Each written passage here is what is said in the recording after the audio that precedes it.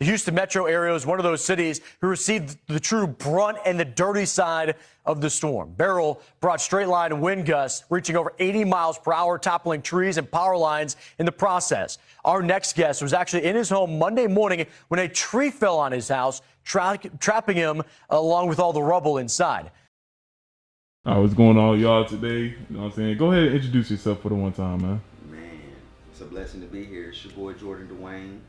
I'm a multi-chart topping artist and producer. You know, I'm a business owner, a published cryptocurrency investor. You know, I'm a people's person, but I'm all about making music. You know, that's what I really do. That music is my main thing.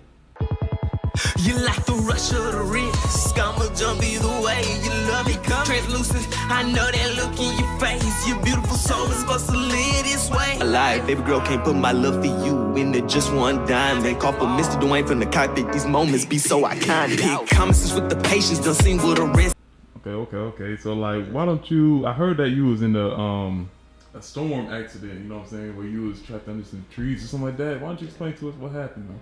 Man, so it's crazy. You know, a few weeks ago we had Hurricane Beryl come through Houston, and you know, like as a Texan, you know, Texas people, I really feel like we don't take hurricanes as seriously as we should. And you know, we kind of prepared for it. You know, we knew it was a Category 1 coming our way, but we didn't really, you know, think too much of it. But it was so crazy with this specific situation, because I just remember throughout the whole days leading up to it, you know, we were stocking up, you know, different things in the house, you know, getting water ready and everything like that. But as the storm rolled in that night, you know, I'm a night person, so I'm usually up to about 4 or 5 in the morning anyways. And we were, me and my boy that was staying with me at the time, you know, we were up to about 3, 4 in the morning, and then he actually went to his side of the house, and I went back to my room.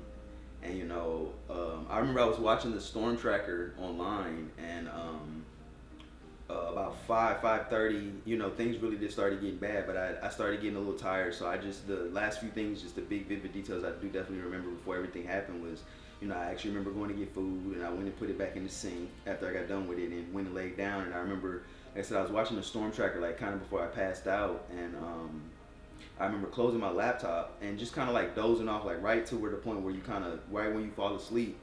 And then I heard a loud crack, and that's actually what woke me up and made me open my eyes. But like right when I opened my eyes, I just literally heard everything just fall. It was just like boom, boom, boom.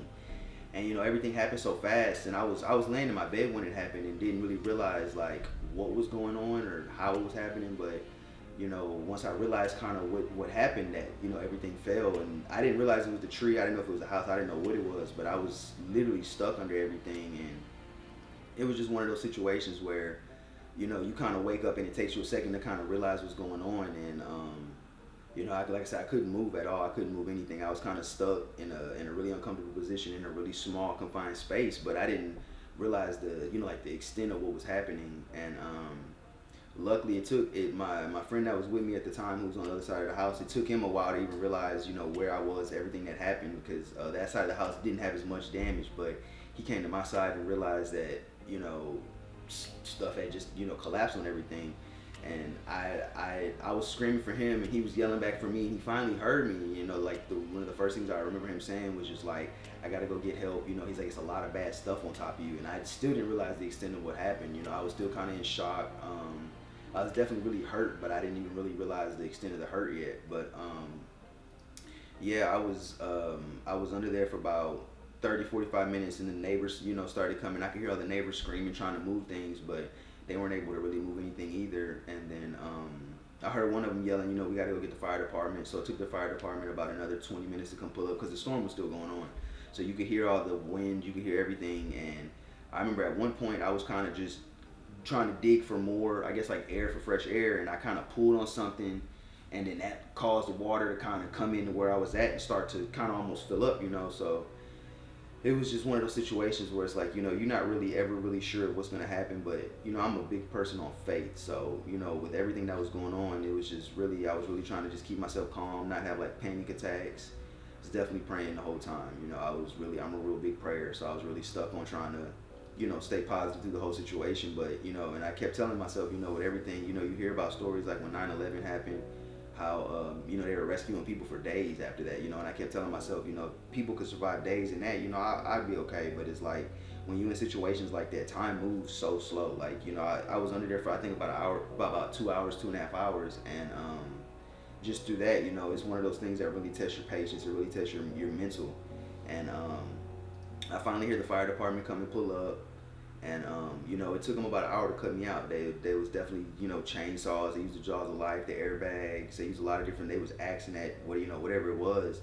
And by the time they were able, they got my feet free first, you know. And that's kind of when my anxiety really kicked in. And I was it kind of put me at a higher anxiety level. Just, you know, with my lower half being free, and I was in so much pain. But I was trying to just kind of put that to the side while everything was happening. And, you know, it took them, like I said, about an hour to get me fully all the way out, and, you know, to get me on the stretcher and get me to the hospital and everything. But it was definitely one of those experiences that it's like, I mean, I don't wish that on anybody, you know. You look back and just kind of realize, you know, after the sense, you know, how everything kind of hits you. But you definitely, you know, it's like I said, it's one of those situations that you never think you could find yourself in or anything like that's possible for somebody, you know. And you hear about stories about people being trapped under things, and, you know, you think it's something that's, you know, and I'm not even gonna say it's something easy, but it's one of those things that, you know, you can never really prepare yourself for until it actually happens. So when it actually happened, you know, and just looking back on everything, as you say, it's really just a blessing to be here, you know, and I'm a lot more grateful for everything. So it was definitely an eye-opening experience.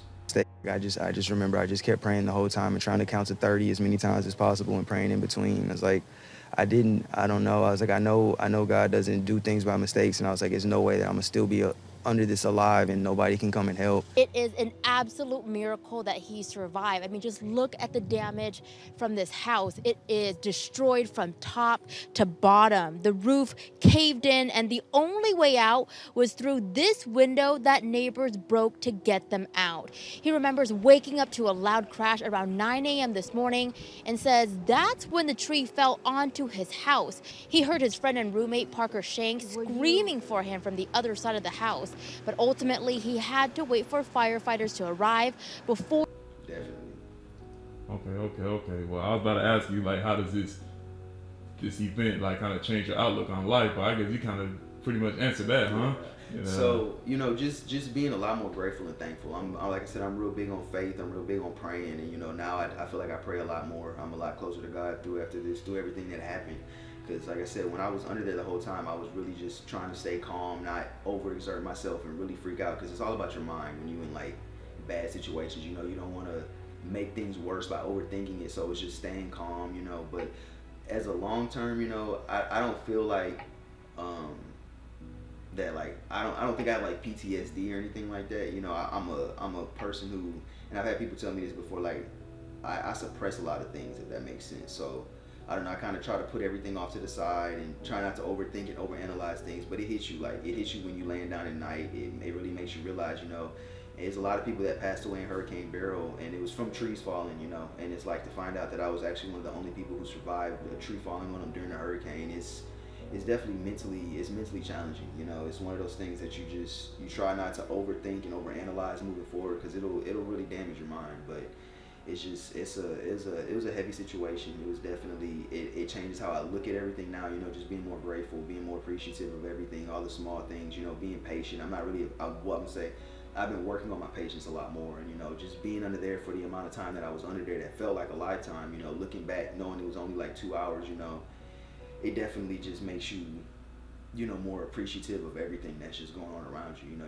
you enjoy being patient. Things take a long time to happen, you know, and then everything can fall apart so fast. So just knowing that, you know, just learning and really mastering patience.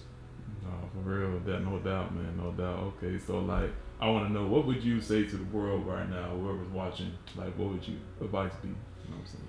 Man, tell everybody that you love them, because you never know how fast life changes. You know, let everybody know how much you appreciate them and how thankful you are of them, because everything happens so fast. Like I say, you look at how situations change overnight for people. You know, you look at people that can be all the way up, and I don't even necessarily mean like a monetary sense, but just like positioning in life and how fast things can change. Like, I never you know, you never think worst case scenarios could happen to you, you know, and I'm always a person who doesn't like to think, like, I'll be prepared for worst case, but you never want to put yourself in a mindset of, you know, things bad can happen, but it's like realistically living in today's society, like, you just kind of got to be prepared for stuff like that.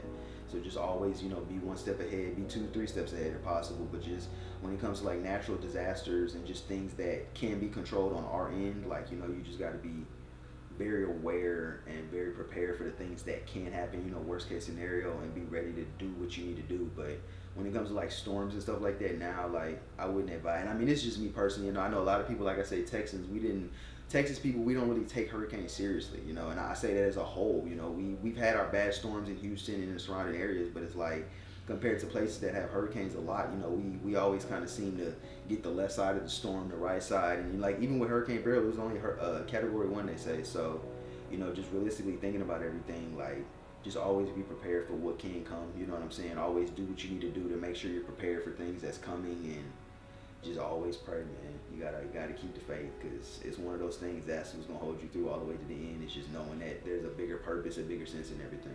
You gotta stay prayed up, no doubt on that part, man. Pray. Already, man. Well, I appreciate you sharing your story with us, man. You know what I'm saying? Tell everybody where we can find you at. You know what I'm saying? Your IG, YouTube. You know what I'm saying? So it's your boy Jordann Dwayne. Once again, that's Jordan with 2 N's, Dwayne, Dwayne. That's Jordann Dwayne on everything, all social medias, all digital streaming platforms. Yeah, like I said, shout out to NBK Studios for the interview. We doing this project real big this time. So stay prayed up, y'all. Keep believing, never stop believing, and always stay 3 steps ahead of everything.